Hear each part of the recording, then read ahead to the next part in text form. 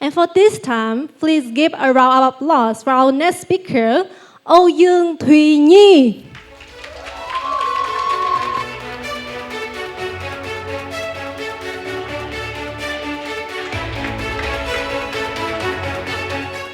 Hi everyone, my name is Duong Thuy and I'm a 17 years old girl. So before we get started, I want to show you the songs. Trong đêm hoa đàn sau ngày vui chiến thắng có bao cái tên nằm lại nơi đây hết khang chiến nếu con còn chưa về mẹ ơi vui lên mẹ có đứa con anh hùng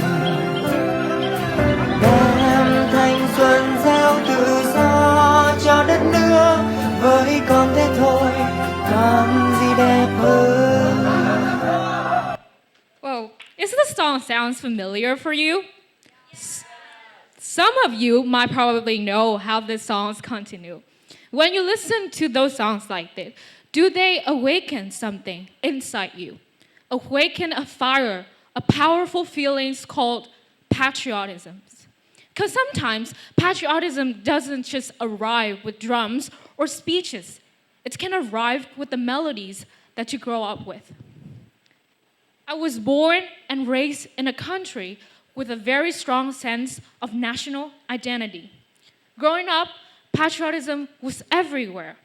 In history lessons, in story about wars, in the name of people who sacrificed their past for one simple word, which is independence.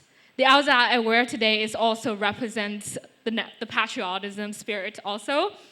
Well, but when I was just a small kid, I actually see history just like another subject. I don't feel a lot of things about this subject at all because date and event rush through my mind faster than the emotion of a kid who have never experienced loss. Of course, I still felt proud when I see the national flag. I still stood straight when I hear the national anthems. But back then, most of the feelings that I got is inherited. It's something that I carry because most of people carry it. I felt it, but I didn't fully understand it. Over the time, there's something in me change about the definitions of patriotism. I realized that patriotism is not just only about feel proud when you see the flag or honoring just the past. Then I keep asking myself,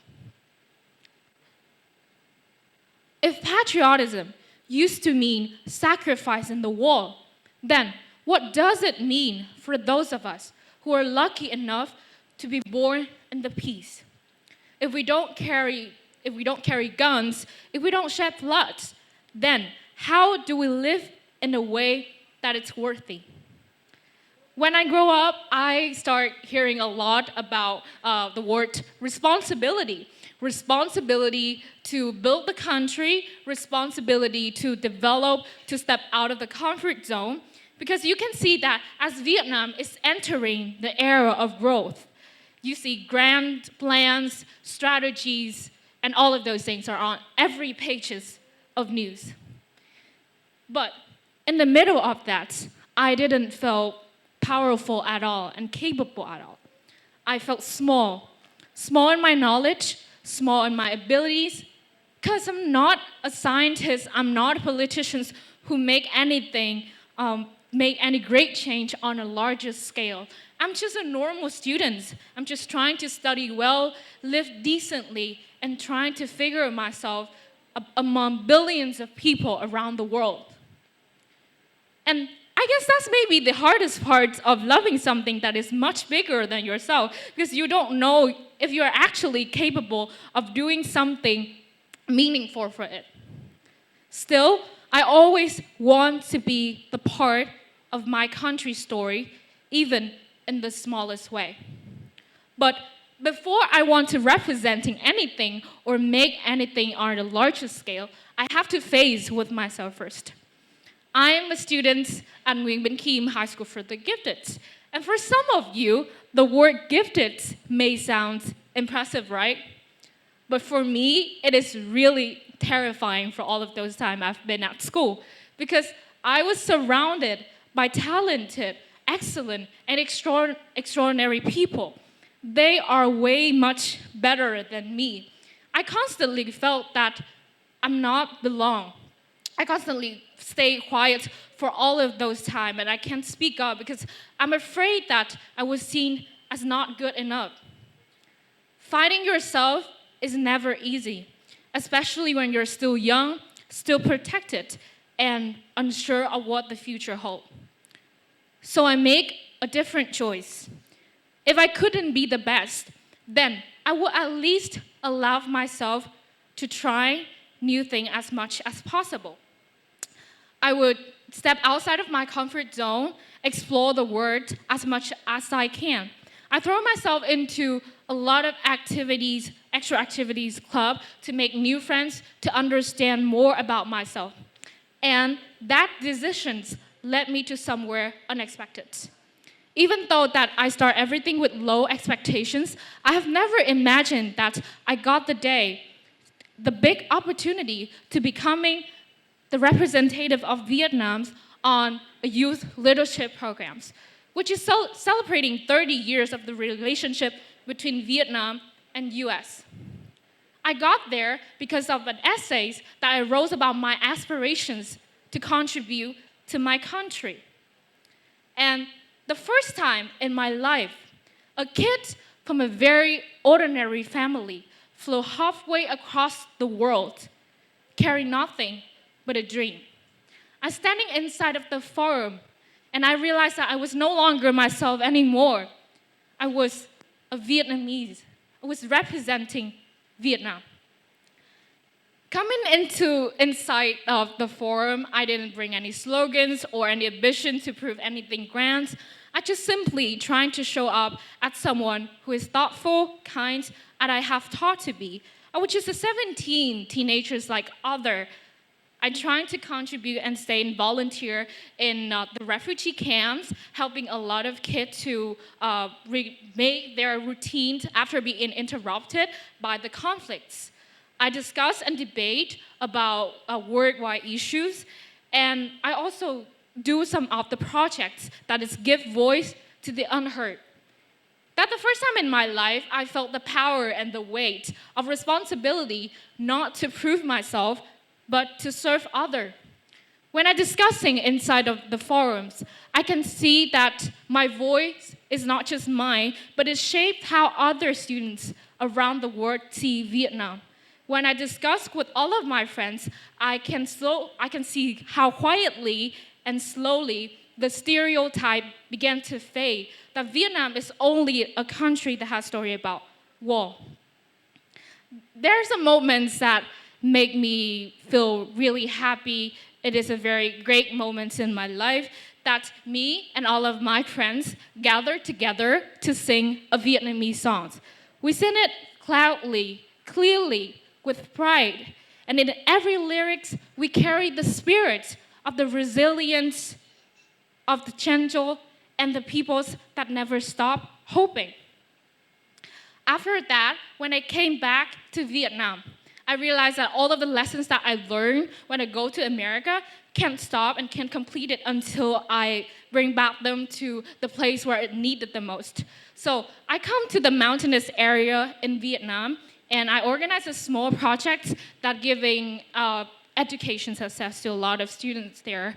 And I saw firsthand how those small actions like giving a book, giving them a platform for them to give up their voice. And that would actually ripple into something much bigger. I saw that patriotism at that time was not a grand gesture on battlefield. It is a quiet choice that we make every day. I'm the one who really enjoy reading news because I enjoy gossiping with my friends, and that suddenly helped me to came across a thesis, a paradoxical thesis, which is pretty fun, which we call the ship of thesis. So, what is the ship of thesis? If a ship has a part replaced one by one over time until none of the original parts remains, is it still the same ships? Do you think it's still the same ships? Philosophers say yes, because the values doesn't lie in the material, it lies in the continuity of values. And it's actually kick for me because the ship is like our country. Our generation change, our circumstances change, and our roles may change. But our country remains the same through people, through our actions, through the choice that we make every day. And for our generations, we can contribute to our country through these small actions that we can learn seriously because knowledge builds the future. We can speak responsibly because our voice shapes how the world sees our country. We can help others rise because the nations move forward together. And in the end, engaging with the world while staying proud of who you are. There is a quote I really enjoy. People would say, power does not belong to those who speak the loudest. It's belong to somebody who make others want to listen. And in the end, I realized that I have answered the questions that has been with me since childhood. Not everyone can be remembered by his story, but everyone can contribute to their own history by the small actions that they make every day. Our generations, we are not handed weapons. I guess a lot of you don't want to hand the weapons anyway, but we handed peace. And peace is something. It's something that we can't live through. It is something for us to protect. Patriotism doesn't just a flame that burn in the past on a battlefield. It is a flame and the fire that keep us ignite and alive in our generations also.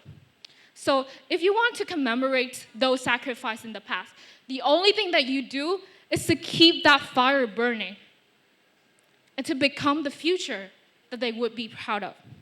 So the next time, don't ask what our country has done for us. Let's ask what we has done for our country instead.